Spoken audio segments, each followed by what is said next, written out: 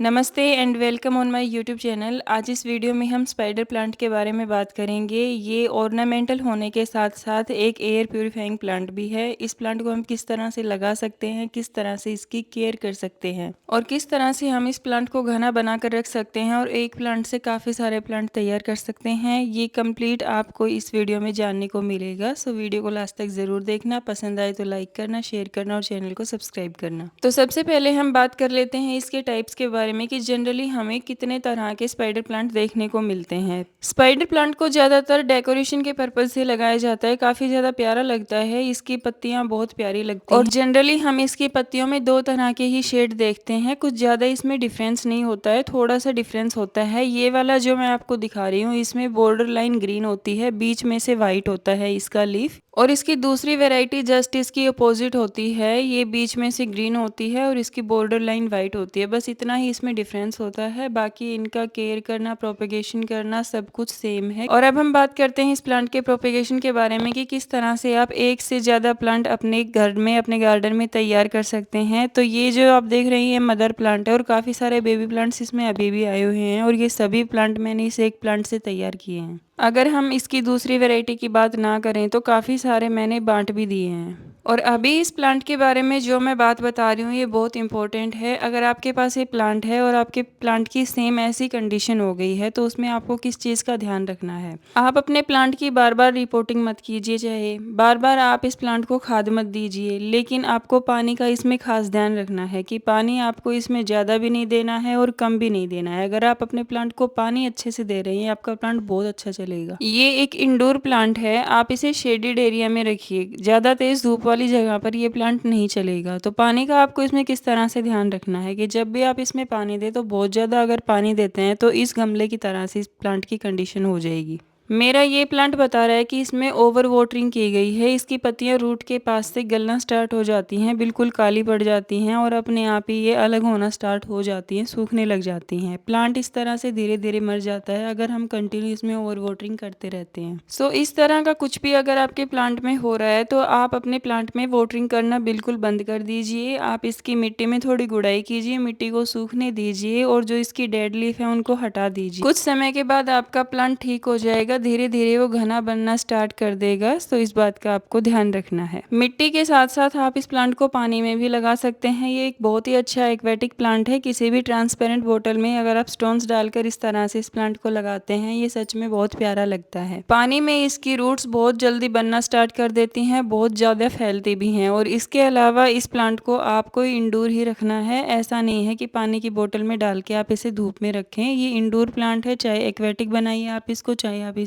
मिट्टी में लगाइए। मॉर्निंग सनलाइट आप इस प्लांट को दिखा सकते हैं, उस समय भी आपको पानी का ध्यान रखना है। अगर आप पानी इसमें कम दे रहे हैं और इस प्लांट को सनलाइट मिल रही है तब भी इस प्लांट की पत्तियां थोड़ी वाइट होना स्टार्ट हो जाएंगी। सो अगर आपके प्लांट को 3-4 घंटे की भी सनलाइट मिल रही है तो आप इसमें थोड़ा सा ज़्यादा पानी दीजिए। खासकर गर्मी के मौसम में और सर्दी के टाइम में आप अपने प्लांट को बहुत अच्छी तरह से बचा के रख सकते हैं। उस समय आपको कम पानी देना है, प्लांट को इंडोर ही रखना है, थोड़ा थोड़ा आप इसको धूप दिखा सकते हैं। Hanging pot, balcony decoration, aquatic plant, इन सब चीज़ों को देखते हुए ये प्लांट एक बहुत ही अच्छी इंडोर प्लांट की चॉइस है। आप इस प्लांट को जरूर अपने घर में लगाइए। एयर प्यूरिफाइंग भी है, आपके घर की हवा को भी शुद्ध करेगा और सबसे बड़ी बात, आपको एक बार इसे खरीदने के बाद दोबारा नहीं खरीदना पड़ेगा। अगर आपका प्लांट हेल्दी है तो उसमें इस तरह से लंबी लंबी पत्तियां होंगी और काफ़ी ज़्यादा अच्छी भी दिखाई देती हैं। सो इस तरह से आपका प्लांट दिखाई देगा।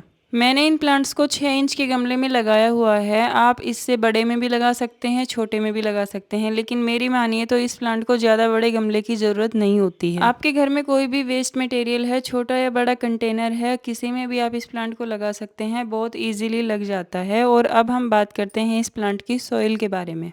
सोयल के बारे में बताने से पहले मैं आपको एक बात बता दूं कि ये प्लांट ज़्यादा नखरे नहीं करता है, इसे बहुत ज़्यादा खाना नहीं चाहिए, ये पानी के सहारे जी सकता है। अगर आपके पास बहुत ज़्यादा चीज़ें अवेलेबल नहीं हैं, आप ज़्यादा कोकोपीट, कंपोस्ट वगैरह आप अपने प्लांट को नहीं दे सकते हैं, आप इसे नॉर्मल गार्डन सोयल में लगा दीजिए, उससे भी ये प्लांट बहुत अच्छा चलेगा। बस आपको इसमें पानी का ध्यान रखना है। अगर आप अपने प्लांट्स में कम पानी दे रहे हैं तो इसकी टिप्स इस तरह से ब्राउन होना स्टार्ट हो जाएंगी और इसी तरह से आपका प्लांट धीरे धीरे खत्म हो जाता है। जाता है अगर आप इसे ज़्यादा टाइम तक पानी नहीं देते हैं तो। अगर आपका प्लांट हेल्दी है, उसे बिल्कुल सही मात्रा में पानी दिया जा रहा है, तो उसकी पत्तियाँ कुछ इस तरह से रहेंगी। उसका टिप बिल्कुल भी ब्राउन नहीं रहेगा, बिल्कुल सुंदर उसका पत्ता दिखाई देगा और लंबा पत्ता होगा आपके प्लांट का। अब हम बात करते हैं कि गार्डन सॉइल के अलावा और हम क्या अपने प्लांट की सॉइल मिक्स में मिलाएं जिससे अपना प्लांट और ज़्यादा अच्छा हो। तो इसमें हम कोई भी कंपोस्ट यूज़ कर सकते हैं, कोई भी बाहर से आप मैन्योर मंगा सकते हो, लेकिन ऑर्गेनिक होना चाहिए, वो बहुत अच्छा रहता है आपके प्लांट्स के लिए।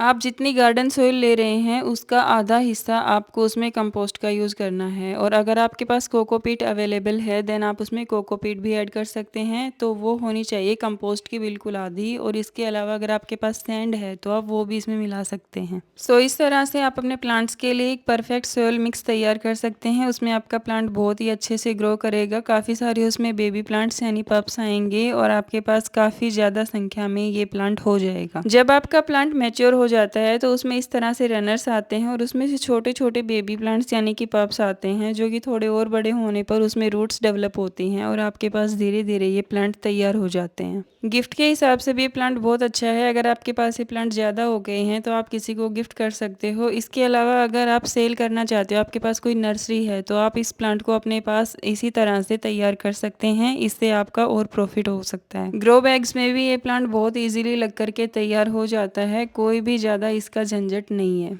सो ये पूरी तरह से पैसा बचाने वाला प्लांट है और आप इसे अपने गार्डन में ज़रूर ऐड कीजिए। मैं इस प्लांट को 1 साल पहले लेके आई थी और इस 1 साल में मैं इस प्लांट से 150 से 200 प्लांट्स ले चुकी हूँ। बहुत सारे मेरे सामने हैं और बहुत सारे मैं बांट चुकी हूँ। और अभी भी बहुत सारे छोटे छोटे बेबी प्लांट्स मदर प्लांट्स के साथ जुड़े हुए हैं और उनसे हम और सारे प्लांट्स तैयार कर सकते हैं। अगर आप नर्सरी से इस प्लांट को खरीदते हैं आपको इसकी और सारी वेराइटीज़ भी मिल जाएंगी। खासकर इसकी हैंगिंग पॉट्स में बहुत प्यारी वेराइटी आती है। उसमें इसकी पत्तियाँ लंबी होती हैं और साथ ही साथ पतले भी होती हैं। मेरे पास जो आप प्लांट देख रहे हैं उसकी पत्ती थोड़ी चौड़ी है। सो आपको इसकी कम चौड़ाई की और लंबी पत्तियां भी देखने को मिल जाएंगी और इसका प्राइस बहुत ज़्यादा नहीं रहता है। ये आपको 50 में भी मिल सकता है, 70 में भी मिल सकता है, 100 में भी मिल सकता है और 120 में भी मिल सकता है। डिपेंड करता है कि आप कहाँ से ले रहे हैं। सो ये चीज़ इसका price place to place depend करता है, तो इसमें हम कुछ फिक्स नहीं बता सकते हैं। बाकी आप इस प्लांट को अगर एक बार ले आते हैं तो आप इसको थोड़ी सी केयर करके घर पर ही इसके काफ़ी सारे प्लांट्स तैयार कर सकते हैं। बार बार इसको खरीदने की ज़रूरत नहीं है। अगर आप प्लांट्स की टोपियरीज बनाना पसंद करते हैं तो उस हिसाब से भी ये प्लांट बहुत अच्छा है। आप इसके रनर्स को इस तरीके से बांध सकते हैं कि ये बहुत प्यारे लगें, काफ़ी सारी उसमें शेप आती हैं। इसके अलावा अगर आप मिनी गार्डन तैयार कर रहे हैं जो आजकल काफ़ी ज़्यादा ट्रेंड में है, तो उस हिसाब से भी ये प्लांट काफ़ी अच्छा होता है, उसमें भी ये बहुत ही प्यारा लगता है। अगर आप एक ही गमले में कई तरह के प्लांट्स इकट्ठे लगा रहे हैं तो उसमें भी आप इसे ऐड कर सकते हैं। ये बहुत ही अच्छा लगेगा आपके एंट्रेंस में, सिटिंग रूम में, बेडरूम में, हर जगह पर ये प्लांट बहुत अच्छा लगेगा। मैंने इस प्लांट को 6 इंच के पॉट में भी लगा रखा है, 4 इंच के पॉट में भी लगा रखा है, साथ साथ हैंगिंग पॉट में भी लगा रखा है और इसे पानी में भी लगा रखा है। तो हर तरह से आप देख सकते हैं ये प्लांट बहुत अच्छे से चल रहे हैं और मेरे प्लांट बिल्कुल हेल्दी भी हैं। इनके लीफ का शेड भी अच्छा है और साथ ही साथ ये प्लांट्स घने भी हो रखे हैं, तो काफ़ी ज़्यादा प्यारे लगते हैं ये प्लांट। परफेक्ट ऑर्नामेंटल प्लांट है, परफेक्ट डेकोरेशन प्लांट है, इंडोर प्लांट है और साथ ही साथ एयर प्यूरिफाइंग प्लांट है। और अगर अच्छे से इसकी हम केयर करते हैं तो एक बार से दोबारा खरीदना नहीं पड़ता, तो इससे ज़्यादा और हमें क्या ही चाहिए एक प्लांट से। अब मैं आपको आपके प्लांट्स के लिए एक बहुत ही अच्छा लिक्विड फर्टिलाइज़र बताती हूँ जो कि आप अपने स्पाइडर प्लांट को देंगे तब भी बहुत अच्छा रहेगा, आप अपने सभी प्लांट्स को वो दे सकते हैं। ये फर्टिलाइज़र बिल्कुल फ्री ऑफ कॉस्ट रहेगा, कोई भी आपका इसमें पैसा नहीं लग रहा है। आपको सिर्फ प्याज के छिलके लेने हैं, जो आप केला खाते हैं केले के छिलके लेने हैं, इकट्ठा करना है उनको, और एक आपको लेना है कंटेनर जिसकी कैपेसिटी होनी चाहिए 1 से 2 लीटर की। 1 से 2 लीटर की कम से कम कैपेसिटी होनी चाहिए। ज़्यादा आप 10-20 लीटर का भी ले सकते हैं, लेकिन उसके लिए आपको फिर ज़्यादा प्याज के छिलके और ज़्यादा केले के छिलकों की ज़रूरत पड़ेगी। सो उस कंटेनर में आपको जितना अवेलेबल है उतना प्याज का और केले का छिलका डाल दीजिए। अगर आपके पास 1 लीटर का कंटेनर है मान लीजिए, आप उसमें 2 केले के छिलके ऐड कर दीजिए और 2 मुट्ठी प्याज के छिलके, और उसे फिर आप पानी से भर दीजिए और उसे आप ढक करके 24 से 48 घंटे के लिए छोड़ दीजिए। पानी का कलर बिल्कुल चेंज हो जाएगा, आपका फर्टिलाइज़र आपके लिए तैयार हो जाएगा। ये बिल्कुल भी स्मेल नहीं करता है, बिल्कुल फ्री ऑफ कॉस्ट है और आपके किचन वेस्ट का एक बहुत ही अच्छा यूज़ है। आपको इसे अपने प्लांट्स में डायरेक्ट यूज़ नहीं करना है। जितना आपके पास लिक्विड फर्टिलाइज़र तैयार हुआ है आपको उसे छान करके अलग कर लेना है। जो लीफ हैं, मतलब जो पील्स हैं, उनको आपने अलग कर लेना है, जो छिलके आपने ऐड किए थे, और लिक्विड को आपने अलग कर लेना है। उसके छिलकों को आप कंपोस्ट बिन में यूज़ कर सकते हैं और जो लिक्विड आपको मिला है उसे आप जितना आपके पास लिक्विड है उसका 5 गुना आप उसमें पानी ऐड करके और तब अपने प्लांट्स को दीजिए। किसी भी तरह के प्लांट्स को दे सकते हैं, इंडोर, आउटडोर, सब्जी के पौधे